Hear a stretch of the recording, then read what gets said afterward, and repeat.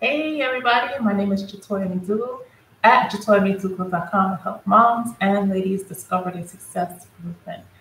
So today's topic is about rejecting ideas and why it's not a good idea to do that, or at least knowing what exactly the idea is, or entertain it to a certain level, to where you know it definitely that's something that you would not like to do. So reject ideas, never do it. Right? So I'm reading this book. It's called 10 Step. Let me show you. 10 Steps to Financial Freedom, co-authored by Robert H. Schuller. And it has a lot of common sense facets in it, and which is one of the reasons why I love it. But it applies such a wisdom factor to it, right? So here are the reasons why you should never reject an idea. Number one, never reject an idea because it wasn't your idea to begin with, right? Now, how many times have we seen where a CEO or head of a company reject an idea of an employee simply because it wasn't the CEO's idea, only to come out to find out later, maybe 3 months, 4 months down the line, the CEO actually uses the idea and passes it off as his own, even though he got it from the employee 4 months ago, right? So how many of us actually do that, right? You take credit for something that's not ours to begin with. Why would we do that, right? So just because it's not your idea doesn't mean it's a bad idea. So take that into account whenever you get a thought about yourself about it. And number two, the second thing is never get an idea because it might fail. So it might fail. Keyword. It might fail. It may succeed. Who knows, right?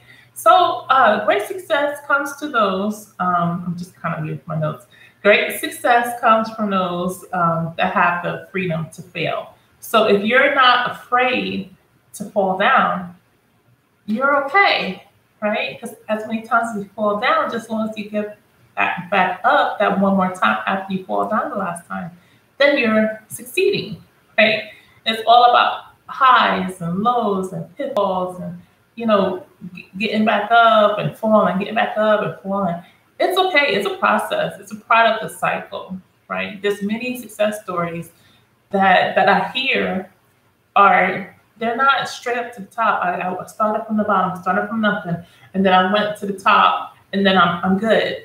No, it's like that thing you see on heart monitors. It's up, it's down, it's up, it's down, it's up, it's down.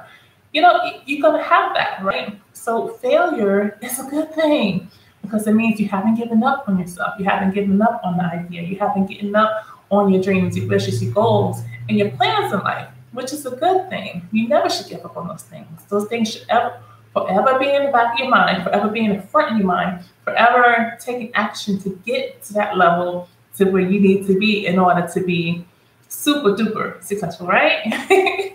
The third one is never reject an idea because you feel you'll succeed, which is the flip side of what I just spoke on failing, right? A lot of folks feel that way, right? If they do too much, then they'll have too much big success. They will just, they'd rather be comfortable and just make that moderate success and keep it still, which is great. But in my humble opinion, it's actually it's unfair to you to do that simply because the more that you're able, the more that you have. Not saying that the more you have is like the best, but think of it like this: if there's this charities you wanted to get to, if there's different diseases that need to be studied, think of all the impact you can help with that facet when you use your God-given potential.